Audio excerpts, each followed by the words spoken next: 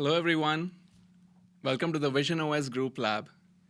My name is Adarsh Pavani. I'm a technology evangelist for Apple Vision Pro. I'm a part of the worldwide developer relations team over here at Apple.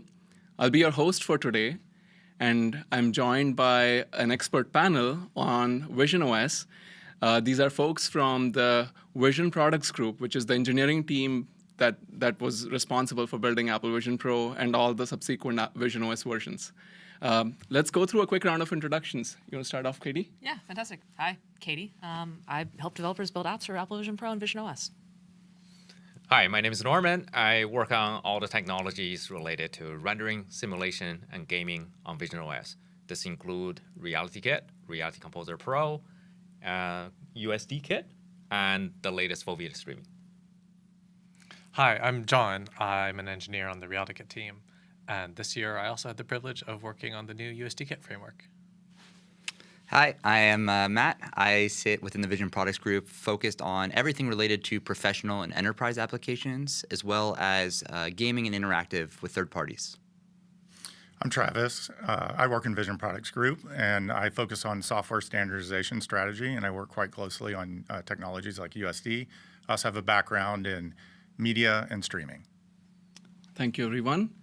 In addition to the ones that you see on screen, we have a team behind the scenes that is going to help us answer your questions. I already see some questions rolling in, so thank you for submitting those. If you have code-specific questions, please do take those to developer forums. That's developer.apple.com/forums.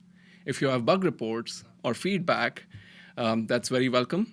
Please do share that with us on feedbackassistant.apple.com. It's the feedback that you've shared over the years, ever since the launch of Vision Pro, that has made it into an amazing platform. And we have some exciting new features that we have announced with visionOS 27. That's the latest visionOS version. We have a completely redesigned Reality Composer Pro. We have many new features in Reality Kit, brand new frameworks like Spatial Preview framework or USD Kit. We also have foveated streaming framework alongside support for enhanced object tracking and accessory tracking. So there's a lot. I probably won't be able to read out all of the new things that we have introduced this year, but it has become possible only because of the feedback that you've submitted to us. So please keep that going. So with that, let's kick it off. I'll start with what were some of the features that were your favorites? Katie, do you want to kick it off and share what was your favorite feature in visionOS 27? Yeah, okay. I've thought about this a lot since yesterday. I have two. I'm going to go with one, spatial panos on visionOS 27. Unbelievable to view your panos that you took on iPhone in a whole brand new way on visionOS 27. Fantastic. And then separately, just like a general Apple thing, Xcode is amazing this year. Fully embraced agentic development. It's unbelievable. I'm very happy to get away from the command line and get fully back into Xcode. Fantastic updates there. I don't have to cheat like Katie, having two features. Yeah, you just picked one. One of my favorite from visionOS 27 is physical space lighting. We came a long way in terms of being able to understand the environment you're in. So when ARKit was first released, we have the ability to understand your room you're in, right? The physical light direction, color temperature, light positioning, and being able to generate the environment map. But this is the first year we actually are able to affect the lighting you see here in your physical space by introducing the new physical space lighting API. So you'll be able to create that immersion that to the customers, you wouldn't be able to tell what's real versus what's fake. When I first tried out this feature, some of the demo I've seen with the flashlight coming out the portal, shining on my walls, shining around me, I almost had a sense of I can feel the warmth of these lights on my face. So that was really, really delightful for me to see how the developers like you all are able to take it to the next level. That's a great one. John? I'm really excited about USD Kit this year. USD is such a fantastically expressive 3D model format, and I'm really excited about it being much more easy to use, easy to pull into an app that works with 3D models. a lot easier to make your app export an expressive USD scene on all kinds of Apple platforms. So I'm really excited to see what people do with that. Katie did too, so I'm doing too. That's fine. That's cool. I set the precedent. Sometimes I think that like the most magical features are just these little ones, the quality of life. So I'll start there, and I think that for me, that's the ability to do high quality recording on visionOS directly in device for the first time. So for those less familiar, today when you do a screen recording on Apple Vision Pro, historically it has been foveated, meaning in the same way that when we're showing content to the user, we optimize the content in the region where the user is looking. Now, when you are taking a screen recording, that screen recording won't be embedded with that foveation, meaning that if you want to do a high-quality capture, whether it's for marketing materials or it's to put on your App Store page, you actually have the ability to do that directly on Vision Pro. Historically, the way that you would do that is you plug in via the developer strap and you use the developer capture feature. But a lot of people don't have developer straps, and it's an additional piece of equipment you have to bring with you. So now, within settings, you can actually toggle that on, so you can do up to a 3-minute, fully unfoveated capture that makes just capturing the beauty of your visionOS experience for traditional platforms that much easier and that much cleaner. So that's one. I think the other one, I'm sure we'll be talking more about it. We launched 2 new features this year, really focused around how you can expand applications that exist on the computer to Vision Pro. So one of those 2, personal favorite of mine, is the foveated streaming framework. Back actually in 26.4, a few months ago, we announced foveated streaming with NVIDIA's Cloud XR. And we're expanding upon that this year with visionOS 27. And really what that's all about is in the professional sector specifically, or really high-end gaming workflows, people have always agreed that Vision Pro is this incredible standalone device. But for people that had existing workflows or existing workstation set up to play high-end simulations and games, they didn't have the ability to use that with their Vision Pro. They had 2 different devices. So now, thanks to foveated streaming, we can actually stream wirelessly from content that's being rendered offline to Apple Vision Pro. And thanks to this foveation, we're still able to maintain the privacy of the user. The app is still not aware of where the user is looking, but we can benefit and actually optimize the streaming based on the approximate region where the user is looking. So this opens up a tremendous amount of possibilities for bringing additional content to visionOS. And it's also not either or. It's not like if you're going the foveated streaming route, you can't continue to use Reality Kit content. You have the ability to blend the best of both worlds, and it's a truly magical experience. Nice. Awesome. Yeah, for me, it's spatial preview. It's a really exciting opportunity to see the Mac and Vision Pro kind of working together to kind of step function what you can do in terms of visualization and experience. And plus, I have a soft spot in my heart because preview at one time at Apple was my product. And then the other thing I think is really interesting is, over 10 years ago, we made an investment in USD as a technology, and it's excellent for expressing scenes with complexity and advanced materials. But there's an aspect of USD that's often forgot that's fundamental to technology, which is fostering collaboration.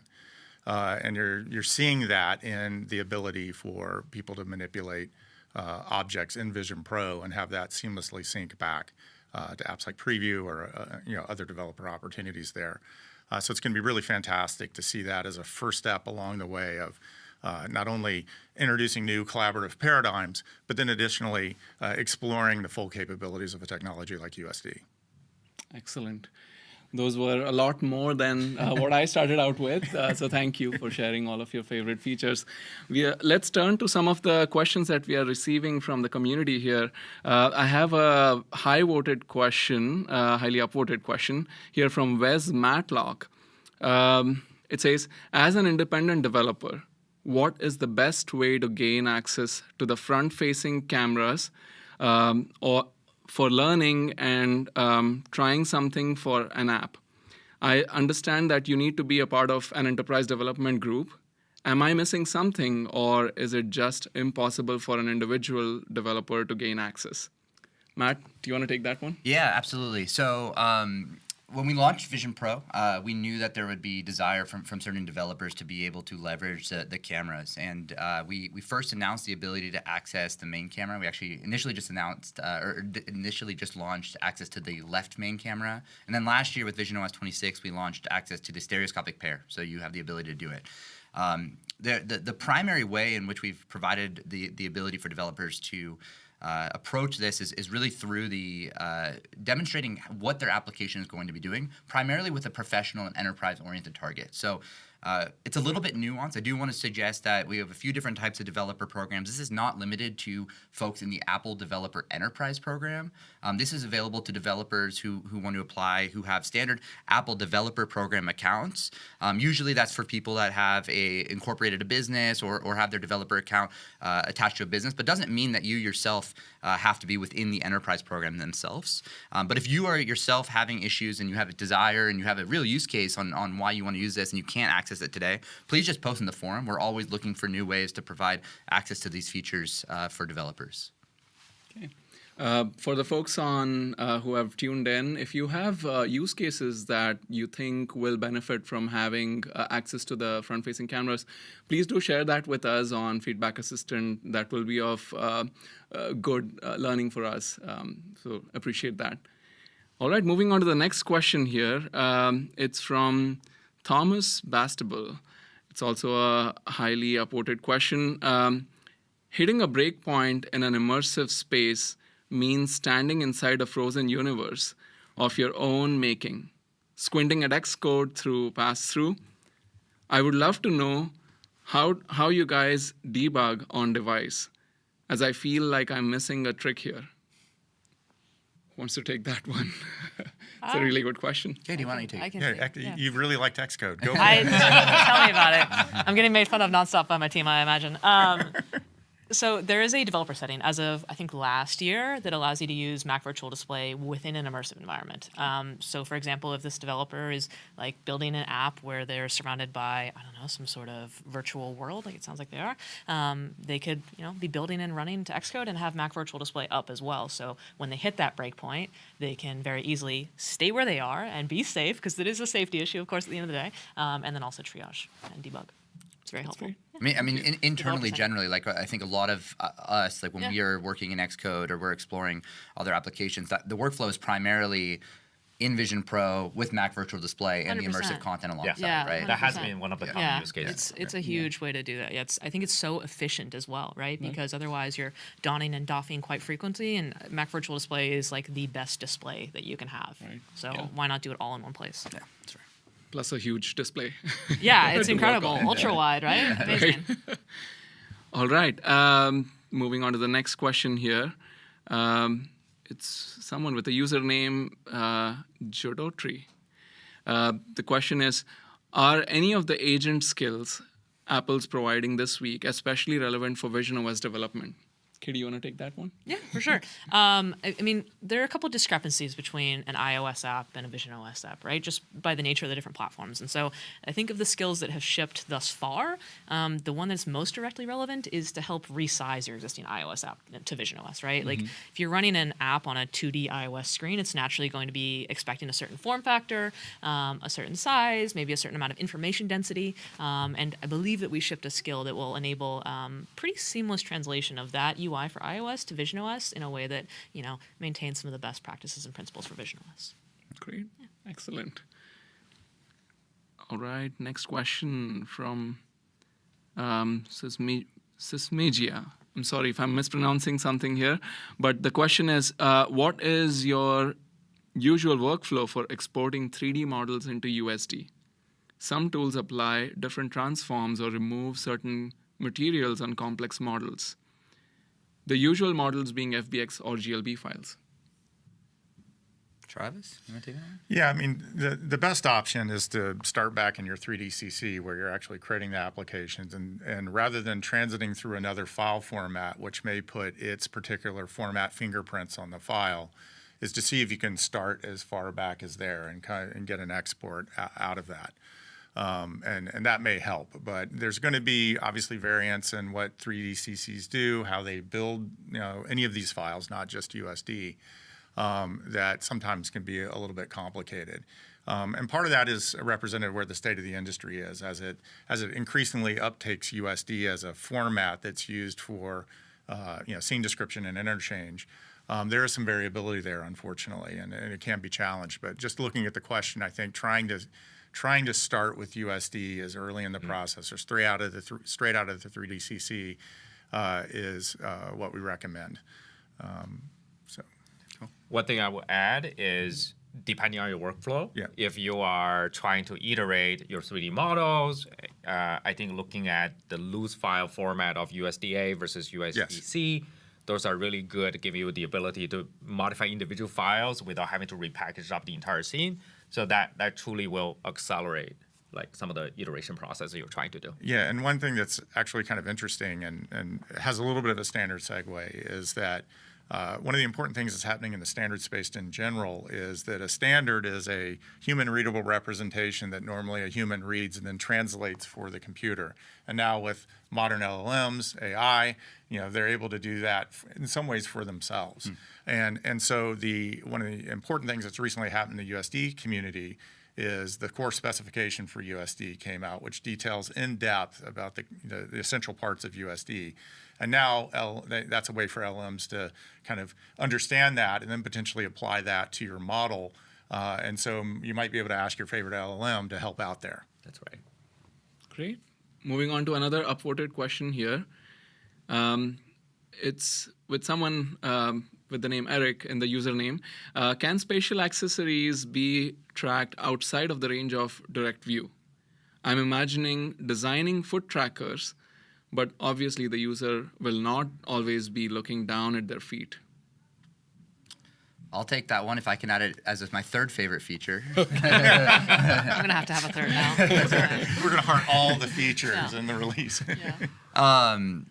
We're super, super excited by all of the updates that we've made to both object tracking and accessory tracking with visionOS 27. So specifically, I think specifically this question asked about spatial accessories. And one of the big things that we did with visionOS 27 is we opened the spec up. Last year when we announced spatial accessories, there were two accessories that we supported. We supported the PlayStation VR 2 Sense controllers, and we supported the Logitech Muse, the stylus device. We've gone well beyond that now because we know that there are all these use cases, whether they're more consumer-facing use cases being used for games or interactive experiences, or on the enterprise side, there's a tremendous amount of use cases, whether they have to do with the alignment of a physical scene or physical prop to a digital environment, or something that you need to hold in your hand and have high precision, even maybe if you're in a low light environment. So one of the big things we announced yesterday is we've actually opened up the spec for new accessories to come to life. So there's a few companies, DF Robot, Micro E, that are actually selling now accessories that allow you to actually append an accessory onto an existing object, which makes it super easy. You can take a physical prop and attach, for example, the cap accessory to the rear of it, and now you have the ability to track a relative point relative to the physical device. But then these companies are also providing the boards themselves that have the infrared trackers on them, as well as all the other components that would be required to be able to build your own accessory. If you are in the business of building hardware, you're 3D printing a prop, it makes it super easy to build your own accessory. So there's a great session on that. I highly recommend you take a look at the what's new in object tracking and spatial accessories session. But this question looks like it talks specifically around tracking objects that might be outside of direct views, for example, foot trackers. So I think the first thing I would say is that these accessories use a combination of two things primarily for tracking. There's obviously a Bluetooth connection between Vision Pro and the accessories, but then there is an IMU on board, an inertial measurement unit that is doing a very high frequency tracking. And there's also this constellation of infrared emitters that the infrared cameras on Vision Pro are able to see, which is amazing because the user can never see those, and also in a low light environment, the Vision Pro can still see the IR light.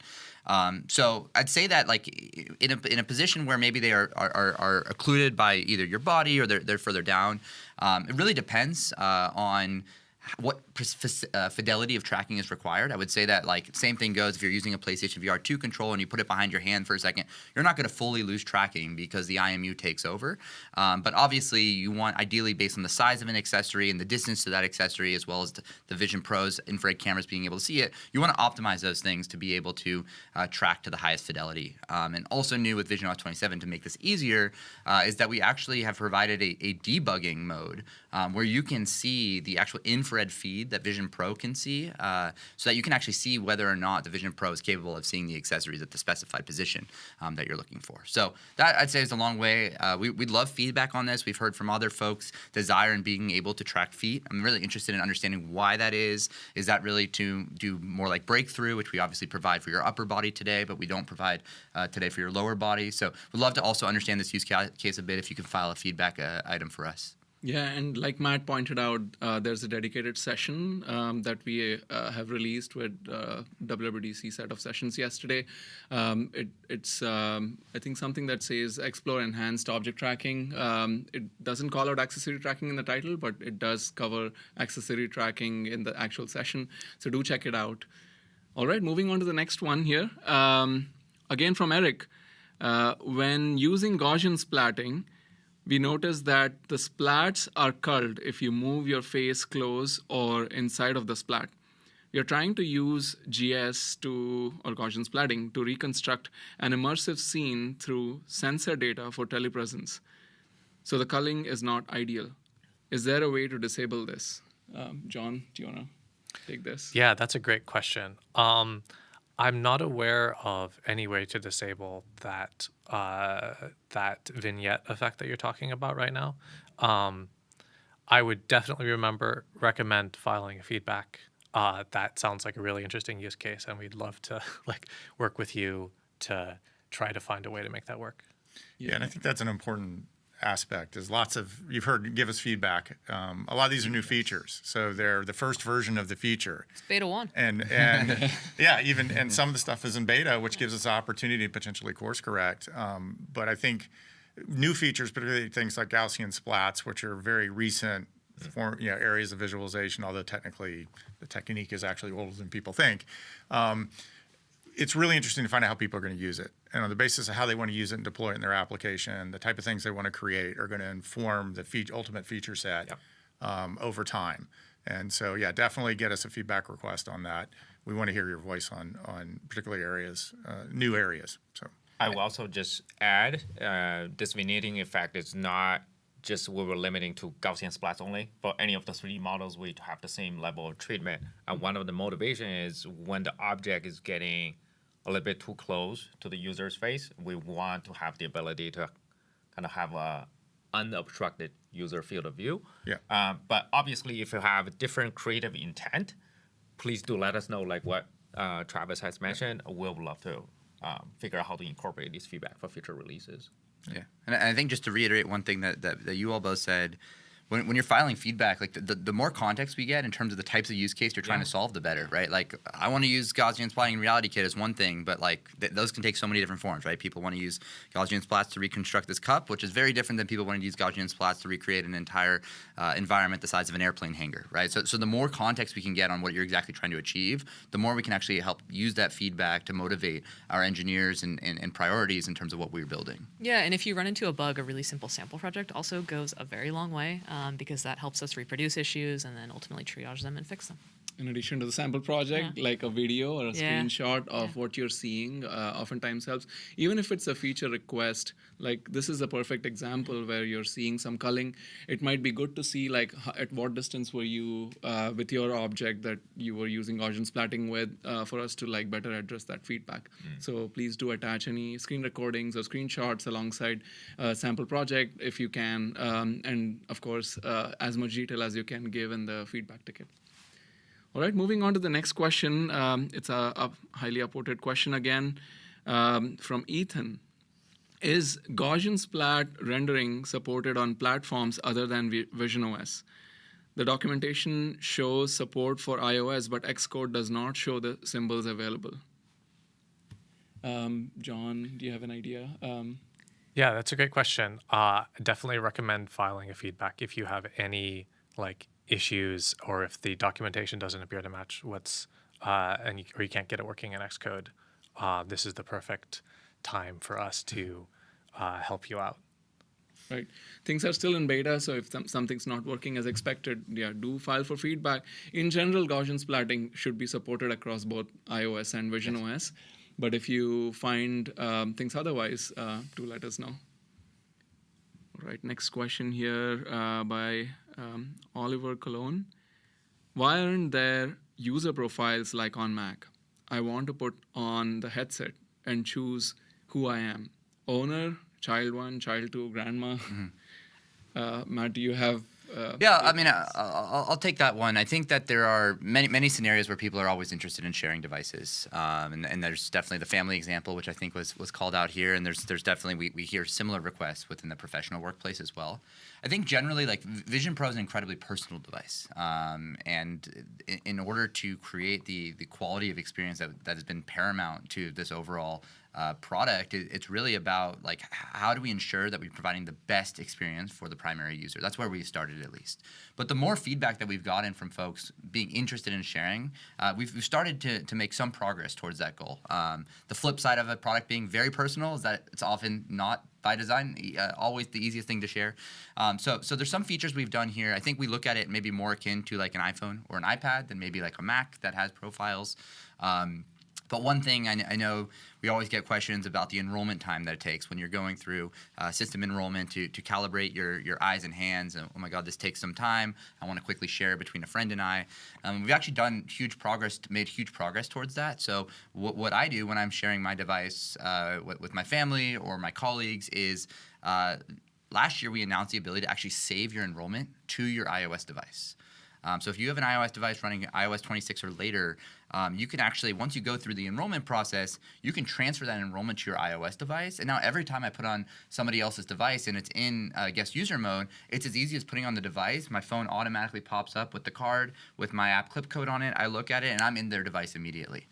So that's, I'd say, like the biggest lift, one of the biggest friction points that I think we've been able to alleviate quite a bit, as well as other things like the guest user with nearby device, where if you have an iOS device, an iPhone or an iPad paired with the same iCloud as the Vision Pro, you can actually let somebody into your device without needing to tell them your passcode, being able to screen mirror through AirPlay and see exactly what it is they're seeing. So that's how we've solved some of these friction points that exist with trying to share devices with your family or colleagues. Great, thank you. All right, next question. Is there any API to detect the lips and face of the owner and mimic that on 3D like Persona, but differently? Do we have something like face tracking that we have on iOS, John, with visionOS? The face tracking provided by ARKit is an iOS-only feature. Okay.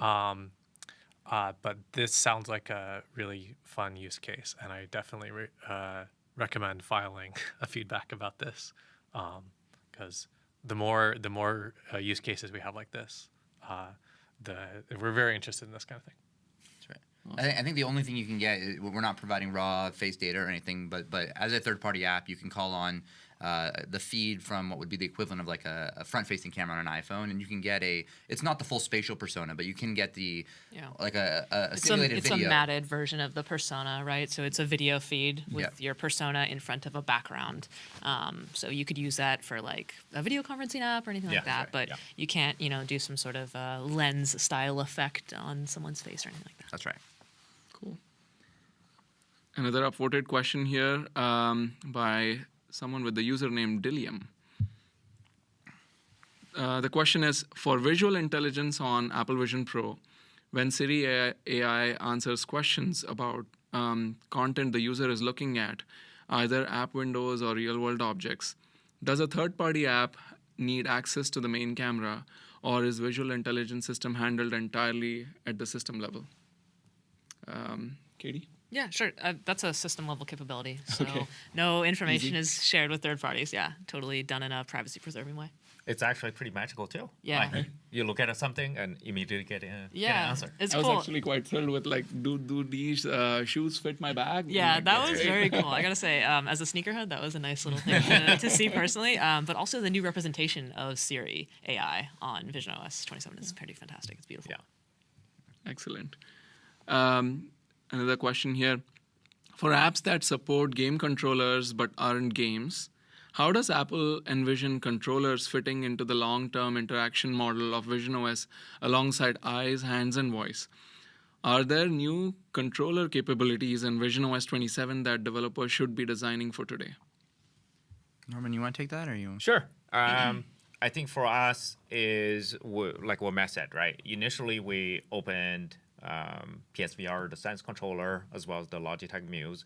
And it's not only we provide that as a standard sort of API by using both game controller framework and ARKit to get the orientation as well as button presses, but we also have the ability to fully integrate all these input devices fundamentally at the system level.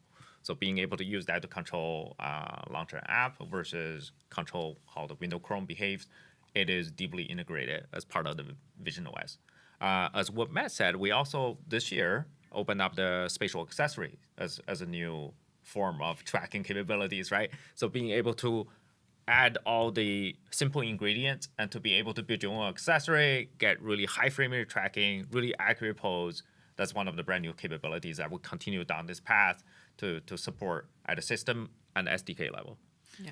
But we also feel it's important still, gaze and pinch, the things you already have. That's right. To make sure that if you're designing a solution that might want an alternate control, that you're very thoughtful about it, and it's adding some extended capability to the user to use something that's not what they already have. Yeah. Yeah, So, that's what I was going to add, right? Like the type of input depends on the type of experience. I feel like we keep harkening back to it depends on what you're building, right? Like we want to know what you're building to be able to answer this question more thoroughly.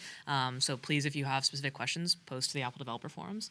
But in general, it really depends. You could do sort of refined input with the Logitech Muse that Matt referenced. You could build a great game using the PlayStation VR controllers, or you could just use natural input to build a different type of productivity app. Or even like regular game controllers. They Yeah, do work exactly. with That's right. Yeah, apps. yeah. right. And Amazing. potentially more integrated into the system on Vision Pro than on almost any other device in terms Yeah. of being able to Fantastic. even move windows around to do things. I said this to a group yesterday, and there was a few ophthalmologists in the room, and they verified what I said, so I'm going to say it again in the case it sounds Factually smart. accurate. But like when you think about how we set out to build input for Apple Vision Pro, right? When we think about spatial computing, we wanted to best mimic the interaction systems that we use for the real world, right? If I want to grab this cup, like the first thing that indicated that I wanted to grab this cup, even before like the neurons fired to move my muscles to move to grab the cup, was the fact that my eyes led me to the cup. I looked at it, which is exactly why I like focusing on using gaze in your eyes for initial input as essentially your cursor. And then your hands, same way you interact with physical objects. No need to put down a controller as an abstraction layer between you and your virtual goods if you want to be able to translate between moving with virtual and physical items, right? So that's why we started there. But then at the same, like the flip side of that token is, in this world, like we use tools all the time, right? Like none of us are finger painting beyond a certain age. Well, speak for myself. So like that was the whole idea behind spatial accessories. It's like, well, yes, hands and eyes are fantastic for most things. There are times in which you want a device for precision inputs. There's a time where you want a device for haptics, or there's a time where you want a device that allows you to have more easily can pull up multiple different features or menus like you'd have on a device like the Logitech Muse. So that was really the intro there, and the whole idea of opening up the spec with visionOS 27 is really just to let developers and creators and tinkerers build everything that their brains can imagine. Awesome. You mentioned something about eyes and hands. One cool feature that I really love is in Safari, or actually in most other apps as well, there's look to scroll. Yes. So if you look at the Yeah. bottom of the page, it scrolls automatically. It feels so magically, like somehow it knows that can I wanna read my further, mind. right? All right, moving on to the next question here. Another upvoted question. Are there any updates to WebXR in Safari with visionOS 27? In particular, immersive AR mode. We have just released a WebXR app, which we would love to run with immersive AR mode enabled. But we are currently limited to immersive VR only. The app for interest, and there's a link in here, but do we support this feature, WebXR in Safari? We do support WebXR in Safari, but it is a immersive only rendering mode, right? Okay. So being able to follow it's part of the WebXR standardization. Yeah. When we look at, if there are specific AR based use case, I think Travis, this is something your domain to think about for the future. Yeah, and then also I think an important thing is, obviously there's web API and web experience. Certainly appreciate that, and the developers may focus on it. Yeah. But we also have built a tremendously capable set of platform APIs that really utilize the full capabilities of an augmented reality style experience. And so while we fully understand where the question's coming from, it also may be worth just investigating the full capabilities of our platform API, right. because there may be things you can achieve outside of the web domain that may enable you to take your idea even further than you may expect. Yeah. For example, this year we have released a model tag Yeah. Oh, yeah. for Yeah. all platforms, Yeah. right? And also, in addition to the model capabilities within your web page, the web page can also serve as a personal environment, right? Yeah. Being able to render that without all touching. And web you itself. can, not only have the model element, can not only position a USD asset in page, but you can pull it out and place it That's in right. your environment, and it looks like it's there. Yeah. And so we're already thinking along those terms, even in the web domain, but in a different pathway than WebXR. Yeah. So if you have some specific features that you need support for, I know we have said this enough number of times, do file the feedback. But more importantly, what we are really looking forward to here is learning about how we can better address that. And knowing your use case, seeing what you're trying to build will definitely help. So if you can share that link that was posted with the question alongside any other context you can add, that will go a long way. Thank you. All right, moving on to the next question. Again, a highly upvoted question here by Raymond Ye. For visual intelligence on visionOS, is it purely camera-based, or does it leverage the depth sensors under the hood? They want to know the magic. The They want to know what's details. behind the curtain. Secret sauce. Yeah, I don't know if we can get too into the weeds on that one. The magicians never Yeah, reveal a yeah, we secret. can't Yeah. reveal the treats, but we got some very smart folks who have combined data from But one multiple thing, sources. And did it. one thing I would add is we aim to provide the best possible, most accurate result on all platforms as Yeah, we can. 100%. And there's, we have different devices with different capabilities, different camera versus different sensors on different devices as well. So there's not a single unique implementation, but we do look at a blend of all the sensors that's available on each unique device and provide that best result. And that's not unique to visual intelligence, right? That's Like, right. All of the system level functionality around simultaneous localization and mapping and hand tracking and everything, right? We're Yeah. leveraging what sensor makes sense for the use case and taking that combined, the amalgamation of sensor data to provide the most magical experience to the user. 100%, just in the same way that like third-party developers do that when they build their app on multiple platforms, Exactly. right? Like Yeah. you don't build the same iOS app for macOS for visionOS. They're different based on the input methods, the type Yeah. of platform. It's so super. And more importantly, the context of the query. Yeah. So depending on like whether it's a visual query, audio query, or something that involves hand, something that involves interaction. Yeah. Anyhow, moving on. Thomas Bastable has one more question here. The device sleeps the instant it leaves your head. Taking the debug session with it, what's the sanctioned way to keep it awake on a desk during development? Any tricks?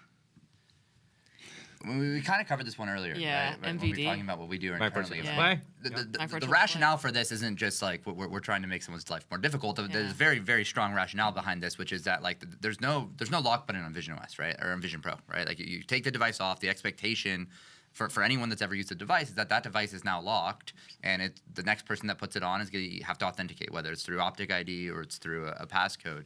So that's why this exists, and anything that would do something like a caffeination that you see on caffeinating a device like we have on other platforms puts that kind of like security model at risk. So that's why we haven't done it. But what we all do, I mean, do you want to speak more to your Yeah, workflows? I mean, I feel like we answered part of this earlier, but whenever I'm developing, I use Mac Virtual Display extensively, and that makes my like build and iterate times super fast. It depends on what type of app I'm building, whether I'm building like a predominantly SwiftUI based Yeah. app where I would use like SwiftUI previews and just be building an Xcode and then deploying to device, or if I'm using Reality Composer Pro 3, any of those tools, like using MVD with Vision Pro is fantastic. I will also add, for me personally, if I have to remove my headset, having Optic ID set up, Yeah. it makes a world So difference fast. coming back, Yeah. right? So if you haven't, that's one of the tips tricks we use in addition to MVD. Yeah, absolutely. Cool. All right, next question here. Can you give us an update on automated testing for visionOS and ARKit and RealityKit? Good question. Yeah, I don't know. John, you want to give that a shot? Yeah. The for Reality Kit, I definitely recommend trying seeing if you can get some of your automated testing needs resolved using the Reality Renderer class, which is a pretty useful way of driving a lot of Reality Kit's rendering through an automated test, or programmatically in general. There's a couple of new videos, new session videos this year that I would recommend checking out in general on automated testing this year. There's a migrate to Swift testing session that's really nice, and there's a get the most out of Device Hub session as well. You can do a surprising amount of automated testing through Device Hub. It's that's definitely an angle I would recommend people investing looking into. In addition to the new Device Hub, Reality Kit is also written in Swift. So any of your existing infrastructure with Swift automated testing, Xcode infrastructure there should all work out of the box. Excellent. All right. Next question. What are the biggest mistakes new visionOS developers make? A quoted question here, Katie. Yeah, for sure. So if you guys recall, when we announced Vision Pro, there was a little bit of a lag time between the announcement and then the actual release of the product. And in that period, we had these workshops and labs where developers could come in and test their apps that they had been building for the simulator at that time on device. And I always think about that when something like this comes up, because there were so many folks who came into those labs and were just like astonished at how different it was to have their app go from the simulator to on device. Things like information density, right? Like when you have this large window right in front of your face, you don't necessarily want the same amount of text or information density that you would have on other Apple platforms. So those sort of design considerations, I think, are huge. Also the size of your tap targets or your buttons or whatever it might be. It's different when you're engaging with the UI through your eyes and hands. It's completely different. We have a lot of really great design sessions over the last couple of years from the design evangelism team, your folks. Sarah, I think, had one last year, Linda as well. Just really great, useful content. The HIG has also been updated. But it's quite different to have an app that runs on a 2D platform and bring it into 3D. I would also say, like, outside of just a direct check the box deployment target update, you can take your app that is working great on iOS and bring new features to visionOS, right? So like that's sort of that next step, that level up of like, okay, if I'm making like an e-commerce shopping app, I might have a product display page with the information about a particular product, and maybe on iOS I have an array of images that the user can kind of scroll through. But then on visionOS, I have the ability to have a full 3D model that represents my product. Are you using your hand? Exactly. Yeah. And then like pulling it out of the window and putting it onto my desk or putting it onto my floor, depending on what it is. It's such a magical way to allow a user to experience your app and experience your product, and just it feels much more engaging when you kind of take it to that next level and you build something that is truly only possible in visionOS. So I think the best visionOS apps are ones that are only available, like that have features that are only available on visionOS, right? The things that are new and novel. So if you I think in addition to what you said on the visionOS is, let's be creative, right? There are a lot of these experiences, I think, just barely scratching. We're in the phase of barely scratching the surface of spatial computing. Being able to have the superpower, understanding the physical room you're in, changing the lighting of your room, right? Being able to give you customers, your players, that special capabilities like, I'm here, I now have superpowers, and being able to explore that rather than keep thinking about where we come from, technology, right? So we also seen this transition when we first roll out the iPhone, right? We introduced multi-touch. So rather than, we also seen apps going through the transition of having these on-screen virtual controller gamepad to truly take advantage of the touch surface, like what we're seeing with Angry Birds years ago, right? Being able to truly innovate on the space. So I would say, this is just the journey has just started, right? So we are barely scratching the surface. Lots of new unique capabilities. We don't have to get limited to where we all come from previously. Right. And one thing, there may be just like content creators or media developers out there, and there's an interesting that I've seen is that when a lot of the encoding settings and visual quality that we build towards on our other platforms or for other deliveries such as television, that display is at some distance from you. And so you will optimize for that viewing distance. But in Vision Pro, you have a flexible screen that you can make as big as you want, and you can bring it quite close. And one thing I've seen quite frequently is encoding settings that look awesome.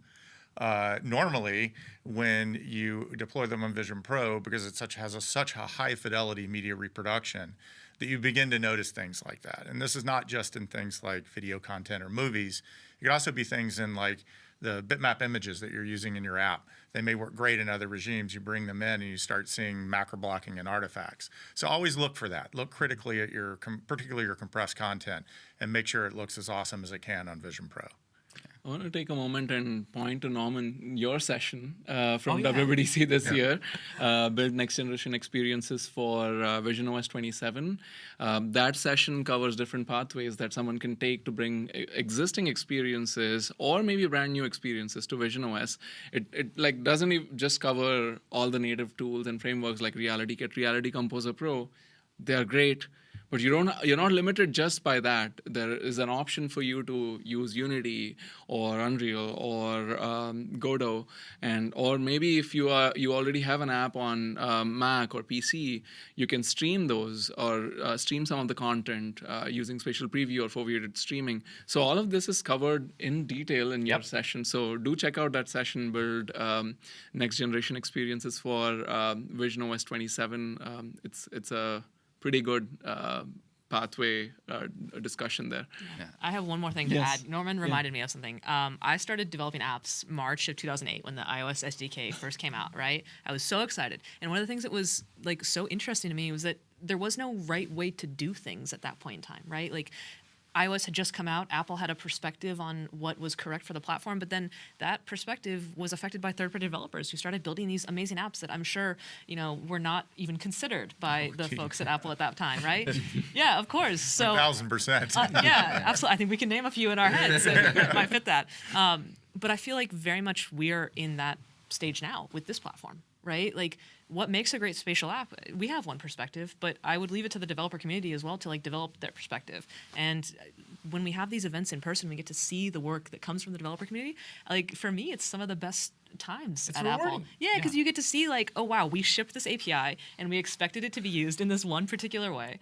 And it is being used in a completely different way. And it's like resulted in this amazing experience that we just hadn't thought about. So again, when we ask for use cases for feedbacks, it's because we can't come up with everything. That's a good one. Yeah, 100%. Another upvoted question here. Agentic coding in visionOS. This is regarding agentic coding in visionOS. I tried agentic coding in Xcode to generate a visionOS project. Just hello world entity in a reality view, following a local LLM WWDC26 session, but it generated the app with wrong syntax. Is there any way to fix these or teach the AI to know more about visionOS code? Yeah, I feel like I have to take that one because I was standing next to it earlier. So a couple of things. One, we all know code generated by an LLM might have errors. I would think it's like pretty important to be deliberate about how we're prompting things. I myself have run into this. Always double check the output. Always double check the output for sure. Trust but verify, I would say. Yep. And then secondarily, we have like a really robust library of sample projects that could be potentially used to feed as like almost training data to the local LLM that this developer is using. So those would be the two things I would recommend. I don't know. You guys have any additional thoughts? I think for me is some of the LLM project I tried was quite amazing with visionOS. Being able to instantly create a game like Tetris using Reality Kit and all the APIs was all compiled out of the box. I was really surprised how far we come along in terms of these AI development, right? But I think with what Katie said is because everybody's evolving so fast, right? We have the API, SDK, new capabilities coming out. Some of the existing models might be trained on the previous years of APIs, so there's a little bit of overlapping period that we might have to transition together, right? Yeah. So your LLM may vary.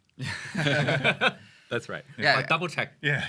I mean, to Katie's point, like we have some amazing samples. We got Hello World, Petite Asteroids, the Canyon Crosser sample, and new in visionOS 27. There's a few more like amazing developer samples that might be super relevant to what people are specifically building. don't remember the name just offhand. Maybe Adarsh, you can help me. But there's a great session that was done that really talks about like complex 3D object manipulation, and it includes sample code and explains how like you could take the model manipulator sample. Yeah. Thank you. The model manipulator sample, absolutely. and especially like on the professional enterprise side, we have so many companies really wanting to push the limits of what's possible with collaborative 3D design reviews.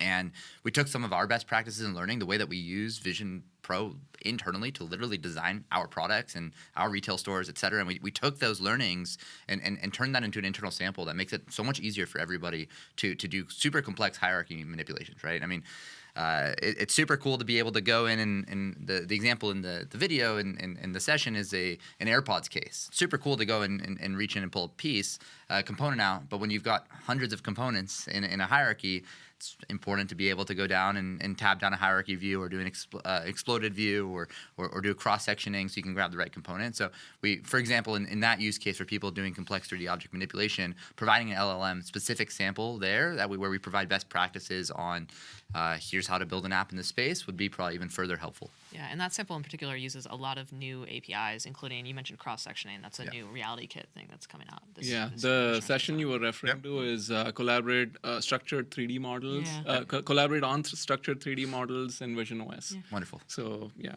do check that one out. Another question, probably this one's for you, Matt. For object tracking, how fast can it get now? What will be a possible frame rate and latency? Maybe I'll start with. I was looking at the demo when this was getting made for the session, and the presenter literally like spins the globe, and it retains the orientation of the globe as it completes the spin, and it was just mind blowing to see how fast it does.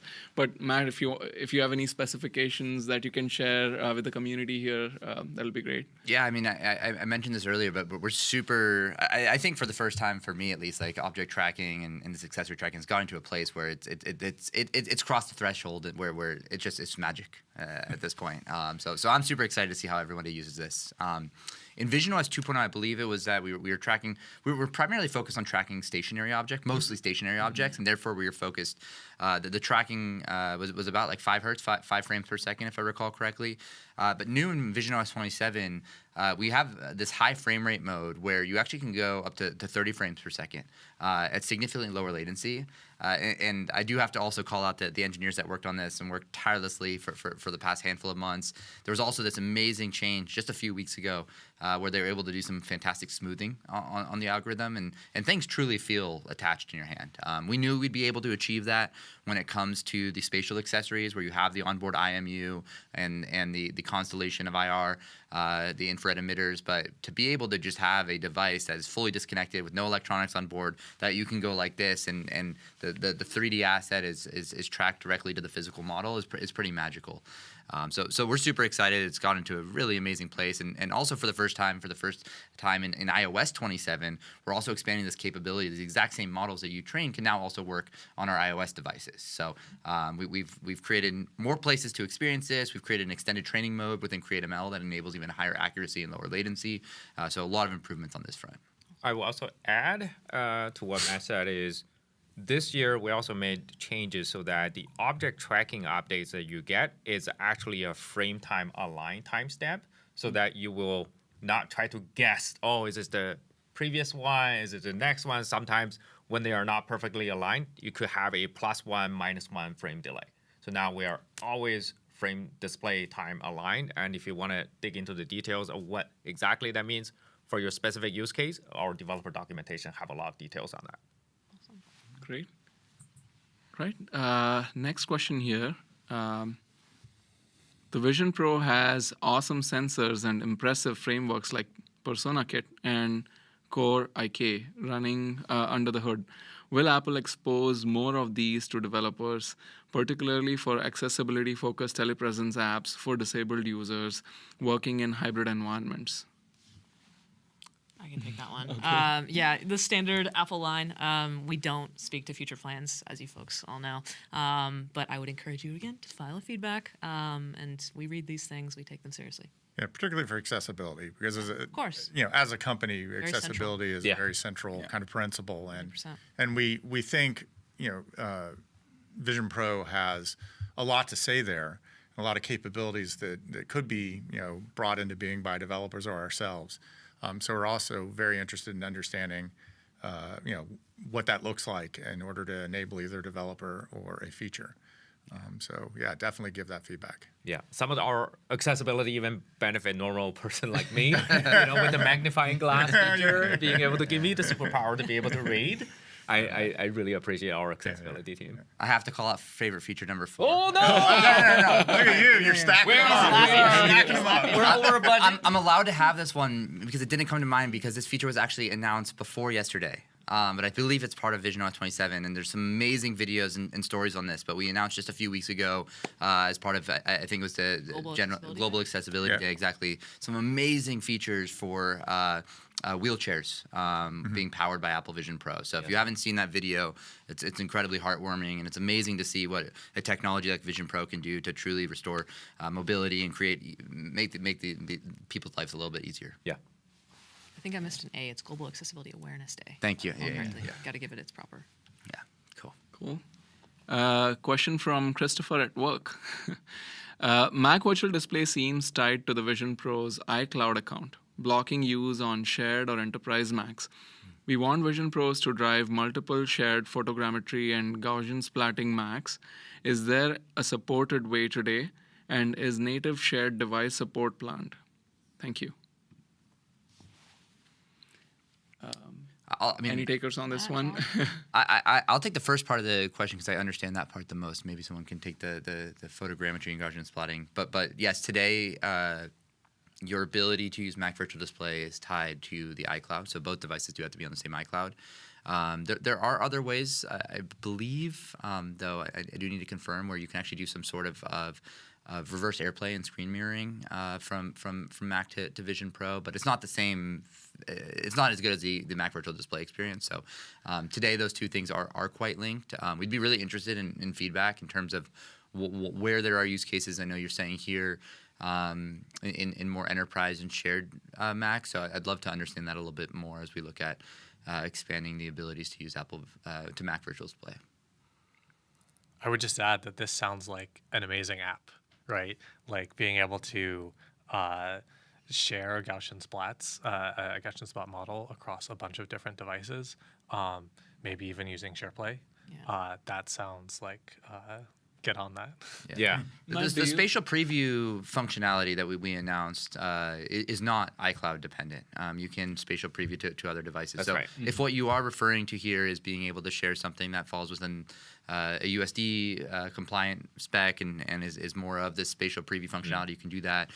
We also announced something last year, which is the remote immersive space.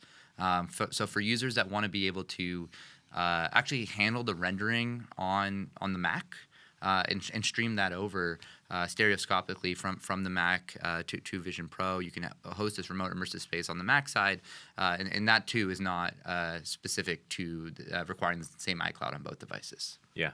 I just also echoing what Adar said earlier is just there are many ways nowadays to be able to bring your content to Apple Vision Pro. This include full video streaming as well. If you have Gaussian splat content with your creative pipeline that's running on the PC, you also have that ability in addition to the spatial preview framework to bring that in the visionOS. And on the for video streaming stuff, one thing I want to call out is that your visionOS app can still host a bunch of capability that is native to visionOS, like SharePlay or pairing up with SwiftUI for input and so on. So for video streaming doesn't necessarily it's not just one-way communication between the PC instance and Vision Pro. You can actually send data back. Yeah, there was a developer I was talking to the other day, and they're building basically like a pilot simulation, right, for an airplane pilot. And they're actually rendering the cockpit itself natively in visionOS as a reality kit entity, and then everything out the window they're streaming in from a cloud server.